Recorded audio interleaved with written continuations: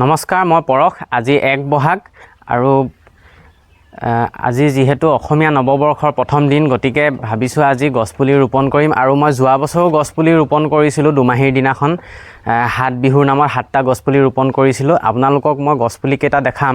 আৰু আজি আছে আপোনাৰ এই 2টা আছে শিলিখা পুলি আৰু এটা ৰাধাচূড়া আছে, এটা কৃষ্ণচূড়া আৰু এইটো হৈছে নাহৰ। আৰু সেইফালে আমাৰ মায়ে পূৰা ফুল ফুলাই থৈছে আৰু ইফালেও বহুত লগাই থৈছে বাৰু ফুল।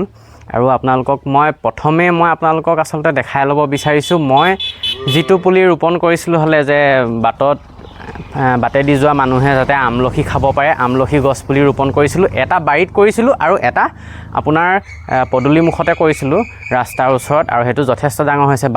বাৰীটো অকণমান সৰু হৈ আছে। মই আপোনালোকক দেখাবলৈ চেষ্টা কৰিছোঁ। দিয়কচোন কেমেৰা।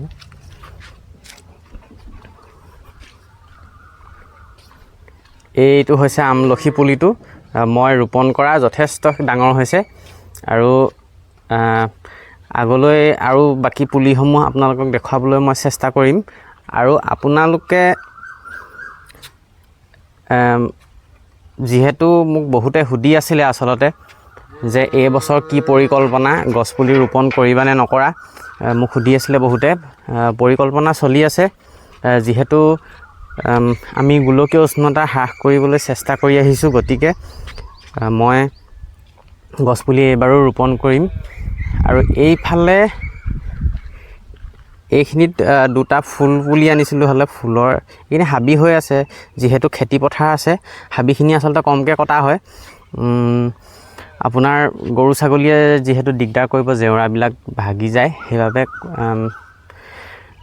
হাবিখিনি অকণমান কমকৈ কটা হয়। সেইকাৰণে আৰু থাকিবলৈ দিছোঁ, গৰুৱে যাতে খাব নোৱাৰে। এইখিনিত 2টা ফুল পুলি ৰোপণ কৰিছিলোঁ। আৰু সিফালে এটা কি পুলি ৰোপণ কৰিছিলোঁ মই নামটো আচলতে পাহৰি গ'লোঁ, একেবাৰে সৰু হৈ আছে, গৰুৱে খাই দিলে।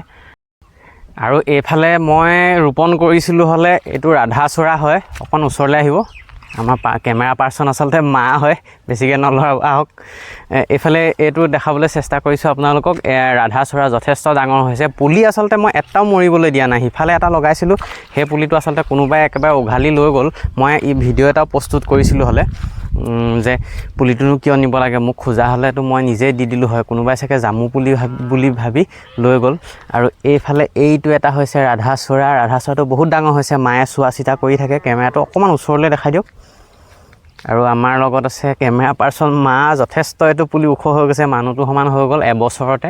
আৰু আগলৈ আহক, আপোনালোকক বেলেগ পুলিসমূহ দেখাবলৈ চেষ্টা কৰিম। ইফালেও আমি পুলি লগাইছোঁ, যথেষ্টখিনি পুলি লগাইছোঁ। এইটো হৈছে অন্য এটা ৰাধাচূড়া। আৰু মই ইয়াত আজি ৰাতিপুৱা খুঁটিবিলাক মাৰি দিছোঁ। এইটো পুলিও যথেষ্ট ডাঙৰ হৈছে। পুলি এটাও মৰা নাই। মই আচলতে প্ৰমাণ সহকাৰে আপোনালোকক দেখাবলৈ চেষ্টা কৰিছোঁ। অকণমান এইফালে ঘূৰাই আনিব, এইফালে দেখাওক। আমাৰ কেমেৰা পাৰ্চন মা আছে, যিহেতু মায়ে পূৰা লৰাই দিছে ভিডিঅ'টো, চাগে একেবাৰে লৰি যাব। তথাপিও আপোনালোকক দেখাবলৈ চেষ্টা কৰিছোঁ। আচলতে গছ লাগে আৰু পৃথিৱীখন সেউজীয়া হ'ব লাগে, মই সেইটোৱে বিচাৰিছোঁ। যিহেতু গৰম প্ৰত্যেক বছৰে বৃদ্ধি হৈ গৈ আছে। এইটো পুলি আৰু এটা মই খুঁটি এইফালে মাৰি দিছোঁ। আৰু সিফালে পুলি ৰোপণ কৰিছোঁ, আপোনালোকক মই দেখাবলৈ চেষ্টা কৰিম। আৰু এটা হৈছে এইটো ৰাধাচূড়া। এইটো যথেষ্ট ওখ হৈ গৈছে, কিন্তু গছজোপা অকণমান সৰু হোৱাৰ বাবে মানে হাওলি গৈছিলে। মই খুঁটি মাৰি পিনি এনেকৈ বান্ধি দিছোঁ। আৰু প্ৰত্যেকটো পুলিয়ে মই বচাবলৈ চেষ্টা কৰিছোঁ। আৰু এইখিনিতে মই ক'বই লাগিব যে মায়ে চোৱা চিতা কৰি আছে গোটেই গছপুলিখিনি। কোনোবাটো যদি গৰুৱে চৰুৱে খাই মোক জনাই দিয়ে। আৰু বাকী যিকেইটা আজি পুলি দেখাইছোঁ সেইকেইটা ৰোপণ কৰিম, কিন্তু এই ভিডিঅ'টো যিহেতু দীঘলীয়া হ'ব সেইবাবে নেদেখুৱাওঁ আপোনালোকক। কিন্তু যোৱা বছৰ যে মই পুলিকেইটা ৰোপণ কৰিছিলোঁ, আৰু গছপুলি ৰোপণ কৰিলে যে চোৱা চিতা কৰি থাকিব লাগে, সেইবাবে আপোনালোকক মই আচলতে দেখাবলৈ চেষ্টা কৰিছিলোঁ। আৰু নেক্সট ভিডিঅ'ত আপোনালোকক মই দেখাবলৈ চেষ্টা কৰিম এই বছৰ আমি ক'ত ক'ত গছপুলি ৰোপণ কৰিম। এইবছৰ যিহেতু চাগে কমকৈ ৰোপণ কৰা হ'ব, যিহেতু ব্যস্ততা হৈছে, ছুটি পোৱা নহয়, গতিকে কম পুলি ৰোপণ কৰিব পাৰোঁ। তথাপিও চেষ্টা কৰিম যাতে যোৱা বছৰতকৈ মই বেছি পুলি ৰোপণ কৰিব পাৰোঁ। আশা কৰোঁ আপোনালোকে সদায় মৰম দি যাব আৰু আশীৰ্বাদ কৰিব যাতে মই গছপুলিসমূহ জীয়াই তুলিব পাৰোঁ আৰু আমাৰ অসমখন সেউজীয়া কৰি তুলি গোলকীয় উষ্ণতা হ্ৰাস কৰিব পাৰোঁ। ধন্যবাদ।